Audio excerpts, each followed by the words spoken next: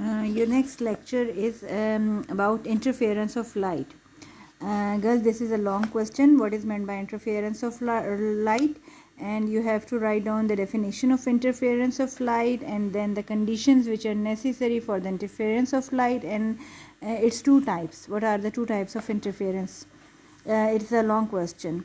So first of all, let me describe you what is meant by interference of light. Interference is described as effect produced by the superposition of waves from two coherent sources passing through the same region. I have told you about the coherent sources. Coherent sources आपके पास पीछे से main एक source होती है जिसके आगे हम slits लगा देते हैं, दो स्लिट्स लगा देते हैं उसके रास्ते में, और उन दो स्लिट्स में से जब लाइट की रेज पास ऑन होती हैं तो वो दोनों लाइट की रेज़ जब उन स्लिट्स में से गुजर के बाहर निकलती हैं तो वो दोनों की दोनों जो रेज़ बनी हुई होती हैं लाइट की, वो कोहेरेंट सोर्सेज ऑफ लाइट बन जाती हैं. अभी coherent sources of light waves जब आगे पास हो रही होती हैं तो आगे जाके वो एक दूसरे के साथ इंटरफेयर करती हैं, यानी एनकाउंटर होती हैं. एनकाउंटर का मतलब होता है एक दूसरे के साथ कंबाइन होती हैं, सुपरपोजिशन यानी वो ऐड होती हैं. और एडिशन से क्या होता है कि किसी रीजन में वो एक दूसरे के इफेक्ट को एनहांस कर रही होती हैं, किसी रीजन में वो एक दूसरे के इफेक्ट को कैंसिल कर रही होती हैं. तो उनकी जो encountering of the two coherent raise होती हैं, लाइट रेज होती हैं, it is known as interference effect. I am again reading the definition of interference. Interference is described as the effect produced by the superposition of waves. This is the superposition of waves, यानी दोनों waves आपस में add up होती हैं. Superposition means add up होना.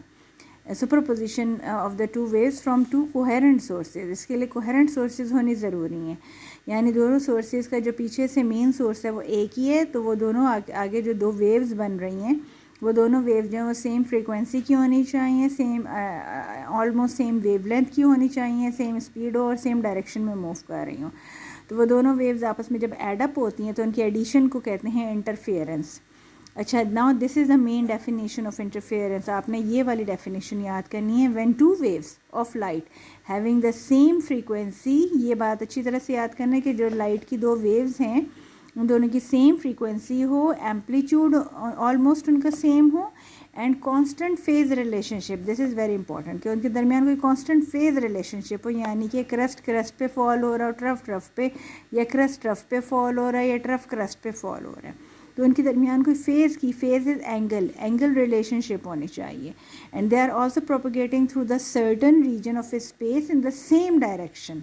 अब आप देखें इस डेफिनेशन में कितनी सारी बातें लिखी हैं कि वो दोनों वेव्स जो हैं वो लाइट वेव्स जो हैं वो कोहेरेंट सोर्सेज से एमिट हुई हो. दो कोहेरेंट सोर्सेज का मतलब है कि वो दोनों लाइट की जो वेव्स हैं उनकी सेम फ्रीक्वेंसी हो, सेम एम्पलीट्यूड हो, कांस्टेंट फेज रिलेशनशिप हो, दोनों सेम मीडियम में से ट्रैवल कर रही हों और सेम डायरेक्शन में भी जा रही हों. तो these three lines are the most important points, having the most important points for the interference of light.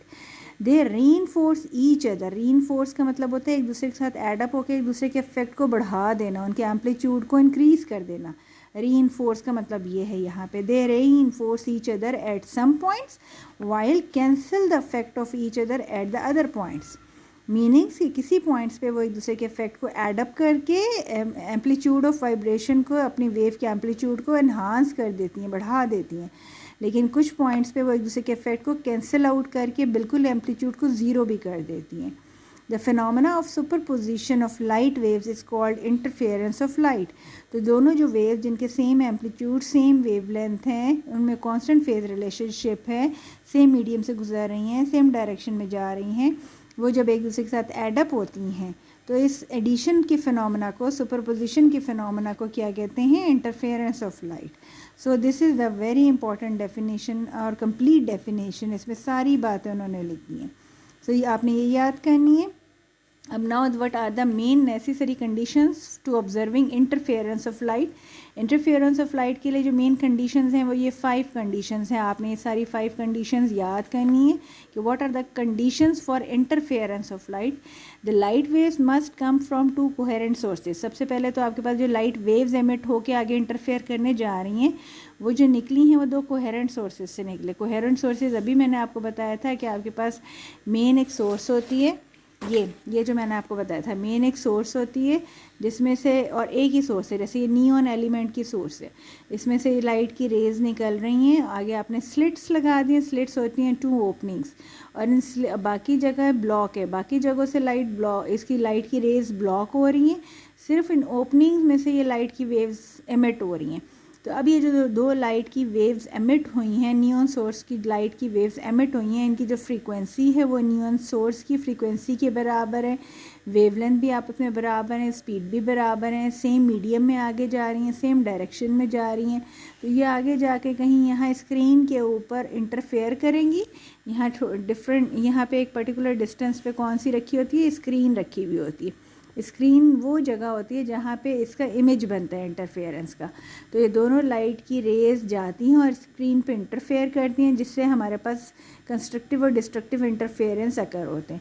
So these 2 waves of light are coherent in nature, means یہ 2 coherent sources S1 اور S2 سے یہ emit ہوئی ہیں.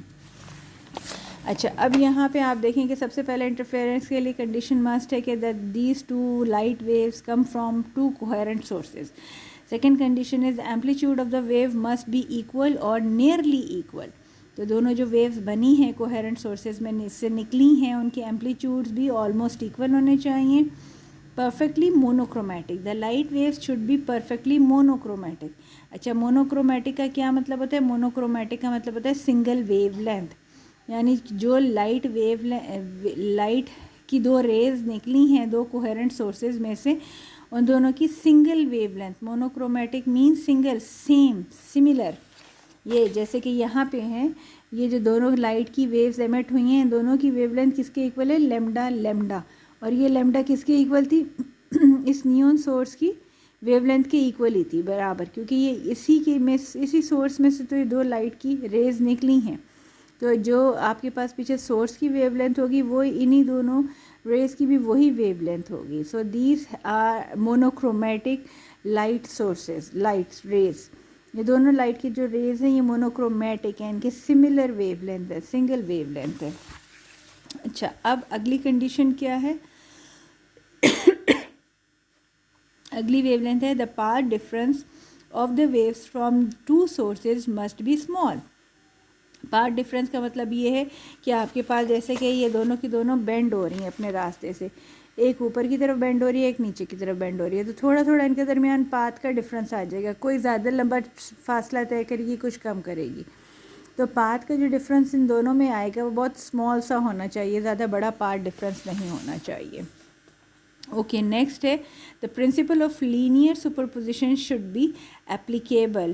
Linear superposition کا مطلب یہ ہے کہ آپ کے پاس ایڈیشن, دونوں ویوز جو جا رہی ہیں آگے موو کر رہی ہیں وہ آپس میں انٹرفیئر تبھی کر سکتی ہیں جب وہ سپرپوز ہوں گی, ایک دوسرے کے ساتھ سپرپوزیشن ان کی ہوگی, ایڈیشن ہوگا, تو تب انٹرفیئرنس ہو سکے گا. تو یہ 5 کنڈیشنز ہیں which are necessary for the interference effect. Okay.